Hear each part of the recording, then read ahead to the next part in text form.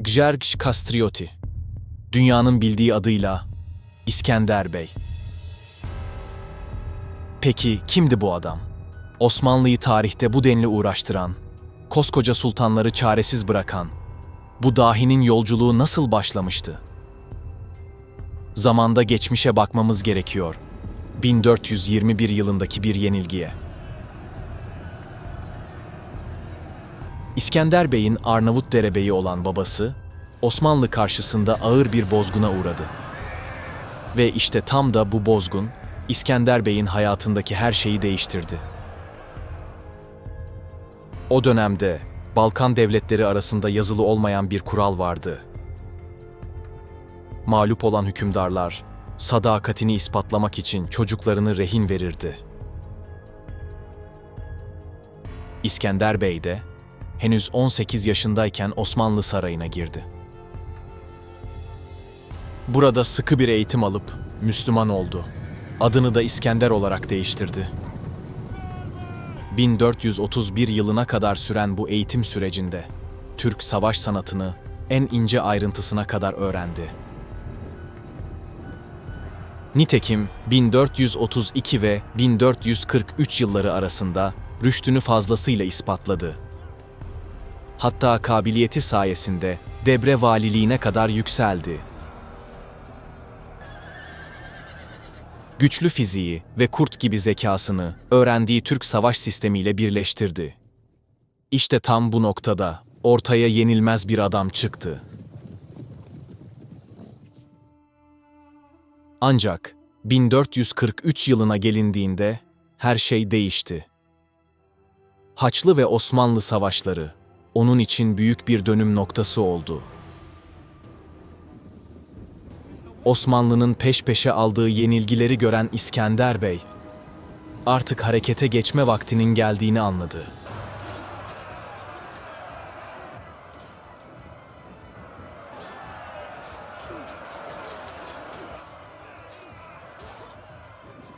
Hızla kendi ordusunu toplayarak Akçahisar'a ilerledi.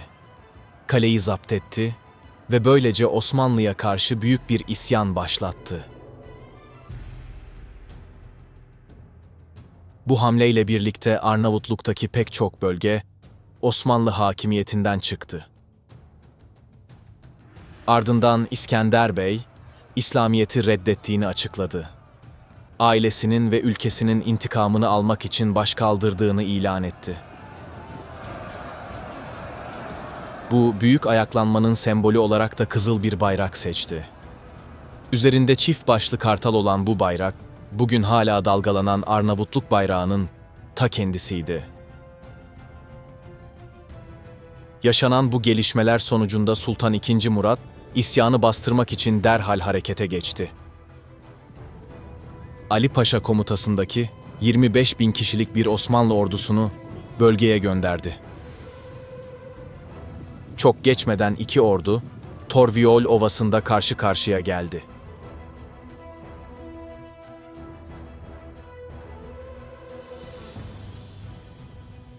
İskender Bey'in emrinde ise yalnızca 15 bin askeri vardı.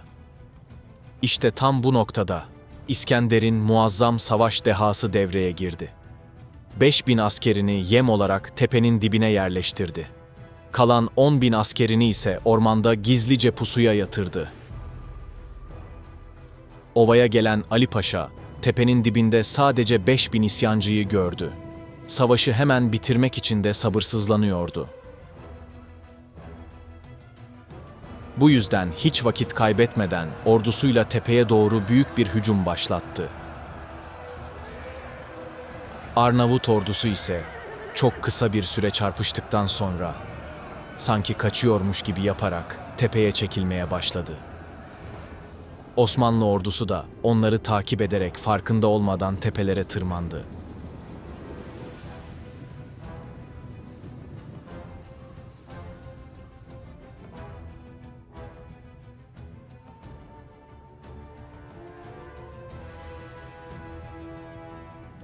Tam bu esnada İskender Bey, pusudaki asıl ordusuna hücum emri verdi.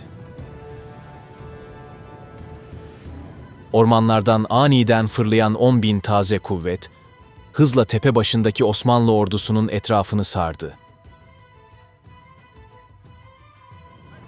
Kıskaca alınan Osmanlı ordusu neye uğradığını şaşırmıştı. İskender Bey Türklerden öğrendiği kurt kapanı taktiğini Türklere uygulamıştı.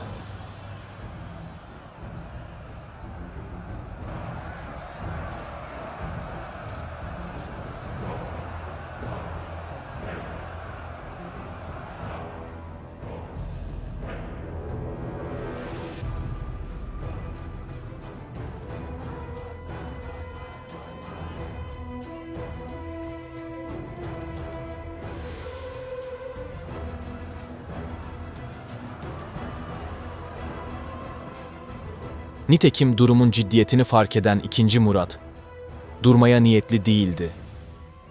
Bir yıl sonra, 1445 yılında İskender Bey üzerine tekrar ordu gönderdi. Mokra Muharebesi adı verilen bu çarpışmada da galip gelen taraf, yine İskender Bey olmuştu. Hatta 1446 yılında bir Osmanlı ordusu daha karşısına çıkmış. Fakat İskender Bey, bu mücadeleden de zaferle ayrılmayı başarmıştı. Bunun üzerine sultan, paşalarına sınırların savunulmasını emretti.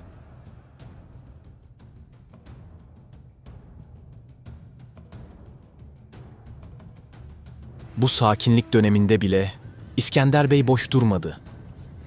Gözünü stratejik öneme sahip Dagnum Kalesi'ne dikmişti. Bunun üzerine Venedik Cumhuriyeti Kalesi'ni korumak için çaresiz kaldı ve İskender Bey'e karşı Osmanlı'dan yardım istedi. İşte tam bu noktada tarihin en garip cilvelerinden biri yaşandı. Yılların can düşmanları Venedik ve Osmanlı İskender'e karşı ittifak kurmuştu. Ancak İskender Bey önce Venedik ordusunu darmadağın etti. Yalnızca 3 hafta sonra ise yardıma gelen Osmanlı ordusunu Oranik Muharebesi'nde mağlup etti. Ve böylece Arnavutluk'taki hakimiyetini tamamen sağlamlaştırdı.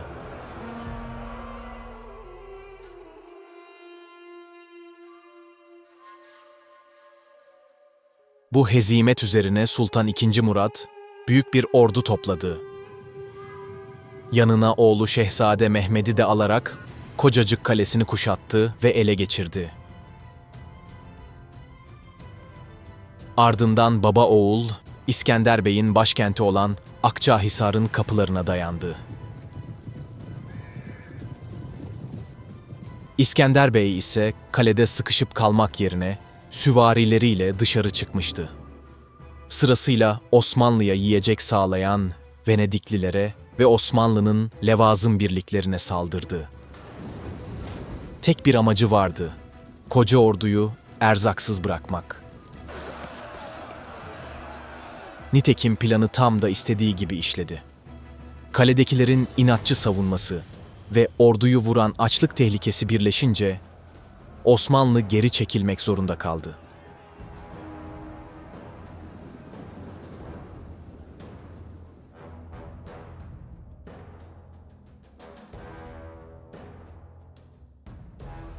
Bu seferden birkaç ay sonra ise II. Murat rahatsızlanarak vefat etti. Yerine ileride tarih kitaplarını baştan yazacak olan oğlu Fatih Sultan Mehmet geçecekti. Ancak İskender Bey için savaşlar henüz yeni başlıyordu.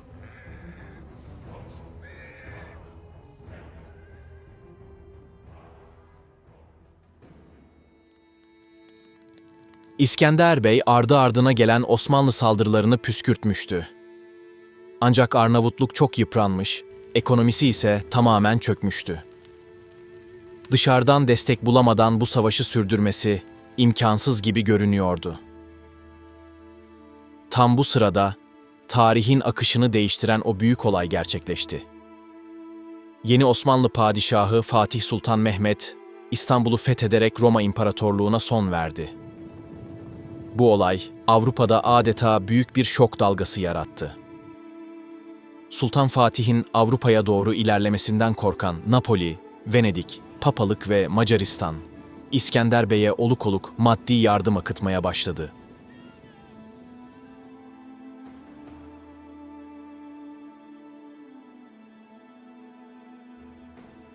Nitekim 1455 yılında İskender Bey, Avrupa'dan aldığı bu altınlarla ordusunu büyüttü ve Osmanlı'ya ait olan Berat Kalesi'ni kuşattı. Lakin evdeki hesap çarşıya uymadı. İshak Paşa komutasındaki Osmanlı süvarileri, kuşatmacıları yararak İskender'in ordusunu adeta imha etti. Bu hezimete rağmen İskender'in şansı bir kez daha yaver gidecekti.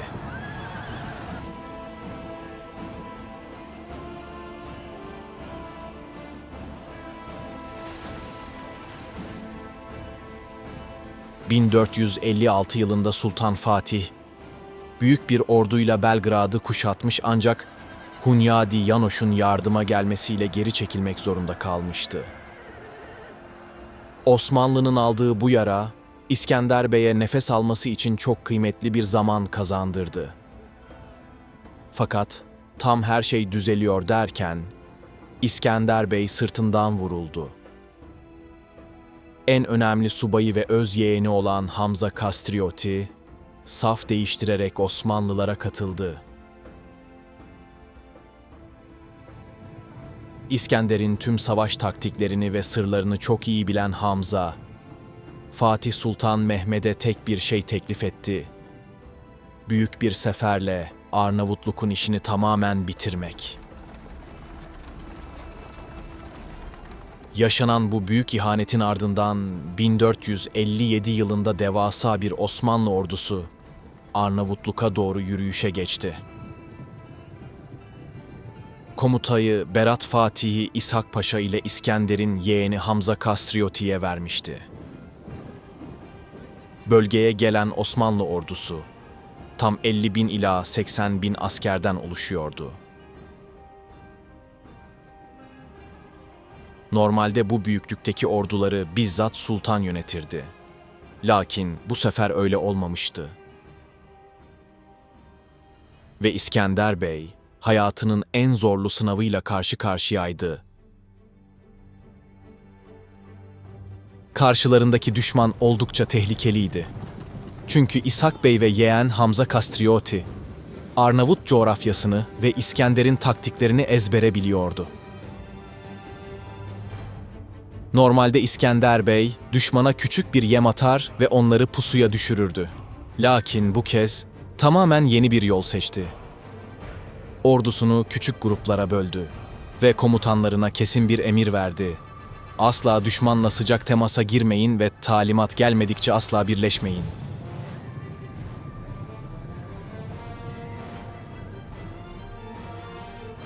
İshak Bey ise temkinliydi.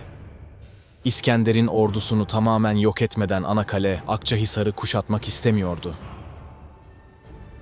Bu yüzden Osmanlı ordusu, Tumenişta Dağı eteklerinde kamp kurdu ve beklemeye başladı. Osmanlı keşif kolları aylarca dağ taş demeden İskender'i aradı. Ancak İskender ve ordusu adeta yer yarılmış da içine girmişti.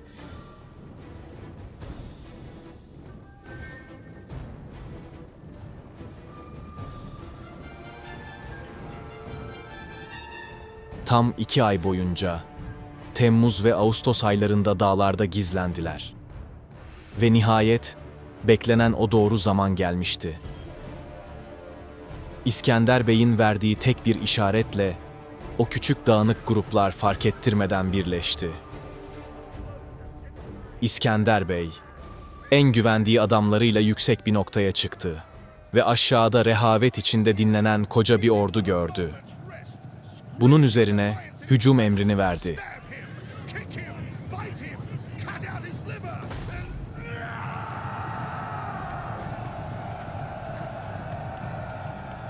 İlk Arnavut birliği kampa daldığında Osmanlı askerleri hazırlıksız yakalanmıştı.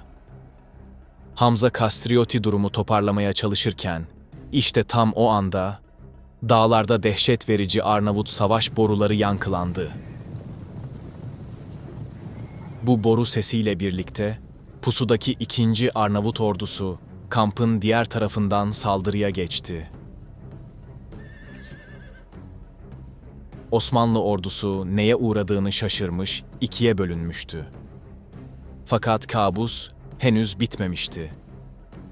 Ardından bir savaş borusu daha duyuldu ve saklanan 3. Arnavut birlikleri de meydana çıktı.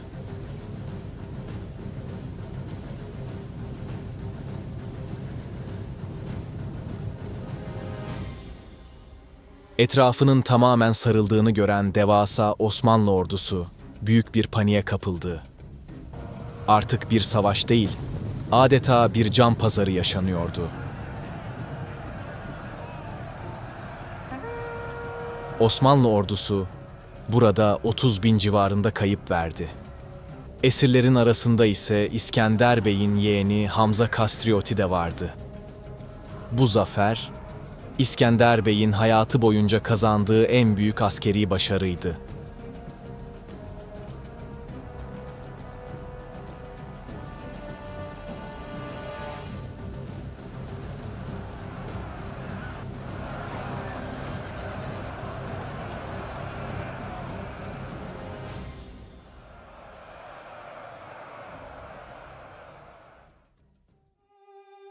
Fakat Osmanlıların pes etmeye hiç niyeti yoktu.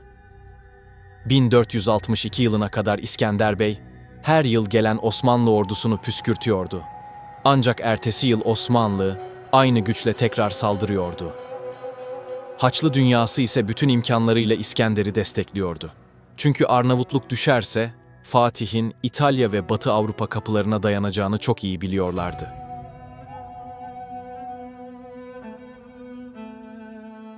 Nitekim 1463 yılında Sultan Fatih tam 3 ayrı ordu hazırlayarak sefere gönderdi.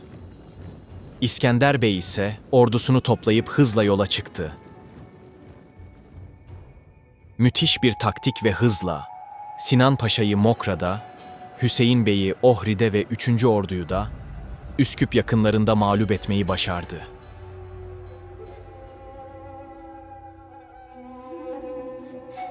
Arnavutluk, Sarp dağları ve dar geçitleriyle adeta doğal bir kale gibiydi. İskender Bey bu sayede az bir kuvvetle koca orduları durdurabiliyordu. Ancak Sultan Fatih her yıl inatla ordu göndermeye devam ederek tam bir yıldırma politikası uyguluyordu.